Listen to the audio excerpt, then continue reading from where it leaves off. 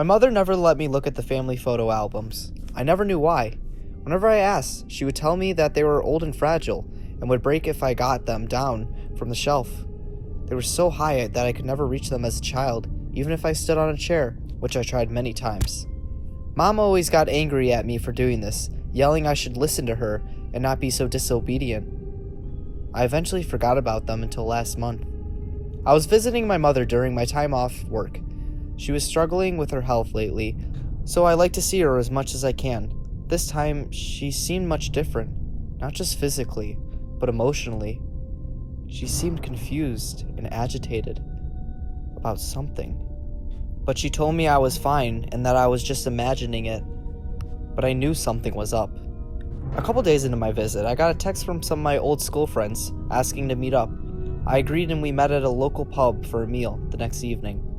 When I came home, my mother had fallen asleep on the couch, and there it was, sitting on the coffee table, the family album. I knew she wouldn't approve of me looking at it, but hey, how would she find out? I knelt down next to the coffee table, being extra careful not to move the album from its original position. I slowly opened the front cover. It seemed normal. Pictures of Mom and her siblings as kids, and of my granny and granddad. On holiday, at Christmas time, birthdays, you name it. I had no idea why Mom wanted to keep this from me. That is until I found the picture that has changed my life. This particular image caught me off guard, as it was so creepy and unusual. It sent shivers down my spine. It was one of the oldest photos in the album, dated 1945. It's in grayscale, obviously, and it depicts my grandfather as a teenager holding a baby. The most disturbing baby I've ever seen. Don't get me wrong, I don't hate kids. In fact, I'm really good with them. However, this baby was different. She didn't look like a baby at all. Her proportions were of a baby, but her face, God, her face. It was something if you took an elderly woman and stuck her face onto an infant. Her skin was wrinkled and saggy, her eyes were small and black, and she had a full set of teeth. Huge adult teeth. I couldn't let this go. I had to investigate. I decided to visit my grandparents' house and try to ask them about the child. They live in a retirement home, not far from my mother's house. I walked there the next morning. I didn't tell my mother that I had looked in the album, informing her that I wanted to visit Granny and Granddad as I hadn't seen them in a while. When I got home, I signed in and asked the head care to see if I could get somewhere for peace and quiet to talk to my grandparents privately. They let us into one of the unused bedrooms. I was unanxious, although I had been thinking for some time of how to approach this subject. I engaged in some small talk, as it seemed polite and I didn't want to come off as too pushy, and then I asked, "Do you have any sisters?" I asked my granddad. "Maybe a daughter?" He looked at me suspiciously. "Why?" he asked. I could see this question had perturbed him. "I found a photo yesterday of you and a baby in 1945. You would have been 16. This baby appears to be some sort of skin condition."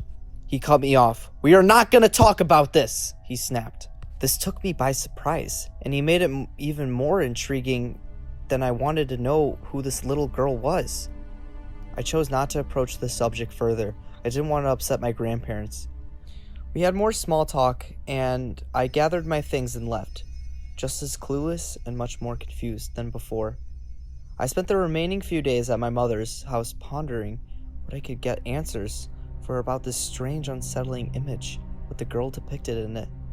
The thought of me asking my mother scared me, as I knew she would never forgive me for breaking one of our rules. I did ask about, however, what happened to the house that my grandparents lived in before they went to a care home. That house had been in our family for generations. My mother grew up there, and my grandparents, and my great-grandparents before them. She told me my grandparents had still owned the house, but no one lived there. It stood abandoned and empty. This intrigued me, as I knew the house could hold many clues to this twisted and bizarre puzzle. I knew it was wrong to explore the place without asking my grandparents first, but I knew they would say no, so I decided I was going to do it. I was going to break into the house and search for answers. I decided the best time to do this was the way back to my town, as the house was still in the direction but was closer to my mother's town, so it would save me some time driving to mine. and coming back again. I left on Sunday at around noon. I kissed my mother goodbye, feeling guilty about the betrayal of her and her grandparents' trust that I was about to commit.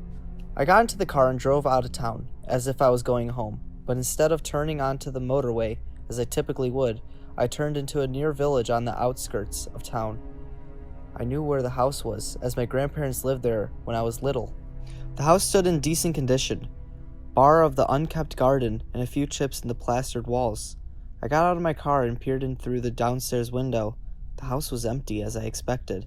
I walked over to the front door. It was locked, but I slammed into it with all my strength a few times and flung it open. The first thing that hit me was the smell. It was rancid, musty smell, like rotting vegetables mixed with an old shoe polish. The house was cold. In fact, it seemed colder than it did outside. I stepped diligently in, even though I knew there was no alarm system. The walls were covered in a flowery wallpaper that looked now comically dated. It was like stepping into the past. The kitchen was tiled and the rest of the house was floored in a dark brown carpet. The kitchen diner was empty, apart from the old log burner oven and a single dining chair. I moved into the living room. To my surprise, there was an old television. I switched it on. It only came up with static. There was a cup holder built into the wall, next into the doorway which led into a landing. I looked inside it and found a box. Excitedly, I pulled out the box, which blew dust into my face, and it made me sneeze. I placed the box down on the carpet and squatted down to open it up. Inside was a collection of items that seemed to belong to a little girl, a doll, some beads, a string, and a book of fairy tales. This was a big breakthrough for me, so I put the box into the boot of my car before re-entering into the house. I walked back to the kitchen and then the living room and entered the hallway. There were stairs along the right side of the wall and a corridor to the left of the door at the end. I decided to see what was up there. To my disappointment, it was a small bathroom with a toilet and a sink. I headed upstairs. There were 4 doors coming off the upstairs landing, 2 on each side, 1 on the back wall and 1 on the center. I decided to check the rooms on the right hand first. The first one was a small bathroom with a bath and a sink. The next room was only a room with a toilet. This was a common trend in older British homes. On the left side of the hallway, there were 2 bedrooms. One master bedroom with a sad-looking bed frame in the middle with no mattresses. The other was a secondary bedroom that was empty with green light walls. Now with all that was left was a single door at the end of the hallway. I opened it, expecting another bedroom. To my surprise, there was a set of stairs leading up to an attic. The narrow-walled stairway looked diplomatic and ugly. There was no paint or wallpaper, just exposed brick. The stairs were wooden and rickety looking. I wasn't even sure if I should go up, but I knew I would never stop thinking if I didn't. I put my first foot forward on the first step, gingerly shifting my weight onto it. The step creaked like an old, rusty hinge. I cautiously climbed up, keeping my hands on the wall. The attic was empty and even colder than the rest of the home. It almost felt freezing. I wandered around the room, examining the walls and making sure it wasn't missing anything. I decided that there was no more to see and that it was time to head home. I turned around and walked back down the staircase when I heard it. The deep gruntle moan. It sounded like an animal may be trapped in the wall. I felt sorry for it, and I felt I had to do something. I decided to walk in the middle of the room and froze, listening for any indication for the sound that may be coming from. I heard it again. It seemed to be coming from the floor. I laid down and pressed my ear against the cold, dank floorboards. I can hear a quiet sound of breathing. It was chesty and sounded like wheezing, as if whatever was trapped down there was having an asthma attack. I ran to my car and drove to the local DIY store to pick up a hatchet. I was filled with despair to find out what I had to do in my grandparents' house, but I couldn't let the creature just die down there. I drove back to the house to make my way back to the attic with the hatchet. I stared at the floor as my heart filled with shame and disgust before swinging the hatchet and chopping the wooden floorboards. The wood cracked with a loud crash. I kept cutting away until the board was loose enough to dislodge. I moved the wooden slat aside and turned my phone flashlight on. I shined the bright light into the hole. There was a narrow crawl space full of dust and cobwebs. I didn't see any animals. The fetid smell that hit upon me entering the house, nauseatingly strong. I tried making some noises to call any animal which would be lurking down there. Then I heard a scratching noise, like something shuffling along inside the crawl space, something which clearly didn't have much room down there. The hole from the singular removed floorboard was not large enough to get my head through and take a closer look, so I got back up and picked up my hatchet to remove another board. This one came up easier than the last. As I had a gap to get my hands in and pulled up, I poked my head into the void. What I saw will never leave me. There, in the corner of the crawl space, was the most repulsive and disgusting creature I have ever seen. It had human-like flesh that was sagged into a puddle and lump-like body, as if it was wearing the skin it was far too big for. Its lifeless, hollow black eyes stared at me like I was looking into eternal darkness. It almost seemed human. It had hands and feet, with nails that curled around like infectious, discolored spirals.